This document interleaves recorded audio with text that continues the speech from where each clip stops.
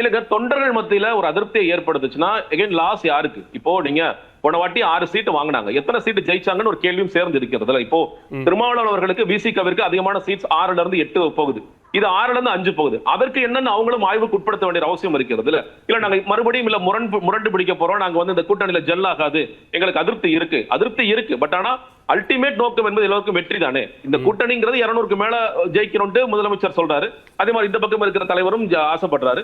அப்படி இருக்கும் பொழுது எல்லோரும் ஒன்றாக சேர்ந்து இந்த கூட்டணி கட்சிகளும் சரி பிரதான கட்சியும் சரி அதிகமான சீட்ஸ் வெல்லணும் அப்படிங்கறத நோக்கமாக இருக்க முடியும்.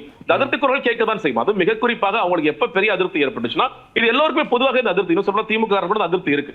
நீங்க வந்து தேமுதிகவிற்கு 10 இடங்கள் கொடுத்தது அப்படின்னு பார்த்த பிறகு தேமுதிகவிற்கு எதற்காக 10 இடங்கள் அப்படிங்கிற ஒரு பெரிய கேள்வி இன்னைக்கு எழுந்திருக்கு. ஏன்னா அது வந்து எந்த கம்பேரிசன், நீங்க திமுக சைட்ல இருந்து பார்க்கும் பொழுது மேபி அந்த ஒரு டீலோட தான் உள்ளே வந்திருக்கலாம், எங்களுக்கு ராஜ்யசபாவும் 10 இடங்கள் தான் அப்படிங்கறது வந்திருக்கலாம். முதலமைச்சரும் வந்து அவங்களுக்கு ஒரு வலிமை இருக்கு, நீங்கள் பல தொகுதிகளில் அவங்களோட ஓட் டிரான்ஸ்பர் நமக்கு நடக்கும், நம்ம க்ளோஸா போற சில சீட்ஸ் வந்து நமக்கு வின் பண்ணி கொடுப்பாங்க அப்படிங்கிற ஒரு பார்வை இருக்கலாம். ஆனா கம்பேரிசனா போகும் பொழுது நீங்க விசிகவிற்கு 8 தேமுதிகவிற்கு 10 கம்யூனிஸ்டுக்கு 5 தேமுதிக 10 அப்படிங்கிற அந்த கம்பேரிசன் போகும்போது எல்லாருக்குமே சின்ன அதிருப்தி இருக்கு. ஏன்னா அவ்வளவு சீட்ஸ் நீங்க கொடுக்குறீங்க, அவங்களுடைய நிலைமை இன்று என்னவாக இருக்கிறது? 2016 நீங்க மக்கள் நல கூட்டணி வச்சு பேசிட்டீங்கன்னா ஆப்வியஸ்லி வந்து விஜயகாந்த் தேமுதிகவிற்கு அதிகமான சீட்ஸ் கொடுக்கணும், அதுக்கு அடுத்தபடியாகத்தான் வந்து விசிகவிற்கோ கம்யூனிஸ்டோ கொடுக்கணும்ன்றது இருக்கும். ஆனால் இன்று காலம் மாறிவிட்டது. 10 வருடத்தில் தேமுதிக வளர்ச்சி என்ன வீழ்ச்சி என்னங்கிறது நம்ம பார்த்துட்டு தான் இருக்கும். அப்படி இருக்கும் பொழுது அந்த கம்பேரிசன் போகும்போது சிக்கலாது. திமுக தனியா ஒரு பாயிண்ட் ஆஃப் வியூல பார்க்கும்போது அது சிக்கலாக இல்லை. அப்ப இந்த கேள்வி வந்து வலுவாக எழுந்திருக்கு திமுக கூட்டணிக்குள்ள அப்படி நான் பார்க்கின்றேன். அதிமுக கூட்டணிக்குள்ள நீங்க வந்து ராஜதந்திரியாக எடப்பாடி செயல்பட்டு விட்டார். எனக்கு இதுல என்ன குழப்பம் வருதுன்னா, நான் வந்து மினிஸ்டர் தொகுதி எல்லாம் ஃபுல்லா தள்ளி விட்டுட்டேன், தமாக தள்ளி விட்டு 5 தொகுதிகள் அவங்க ஜெயிக்கிறது கஷ்டமாங்கிறது இன்னைக்கே அவங்க பேச ஆரம்பிச்சாங்க. எப்படிங்க ஜெயிப்பாங்க இவங்க? அது தாமரை வேற வாங்குறாங்க, எதுக்கு வாங்குறாங்கன்னு தெரியல.